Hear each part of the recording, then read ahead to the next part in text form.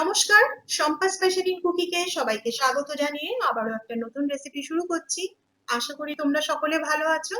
আজকের রেসিপিটা হলো কাকরোলের একটা দুর্দান্ত স্বাদের রেসিপি, যেটা ডিম দিয়ে আমি চেষ্টা করেছি আমার মতো করে একটু অন্যরকম করার।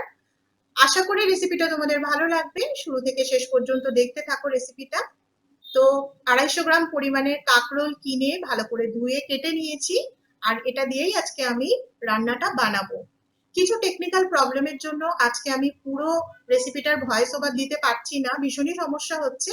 তো আমি রেসিপির যে যে ইনগ্রেডিয়েন্টস গুলো লাগবে আমি ভিডিওতে সেই লেখাগুলো দেখিয়ে দেব, তোমরা দেখে নিও আর একটুখানি কোঅপারেট করো আমার সাথে আজকে। চলো রেসিপিটা দেখতে থাকো, আশা করি তোমাদের ভালো লাগবে। রেসিপিটা যদি তোমাদের ভালো লেগে থাকে অবশ্যই কমেন্ট সেকশনে একটা কমেন্ট করে আমার সাথে শেয়ার করো। চলো তাহলে রেসিপিটা দেখতে থাকো।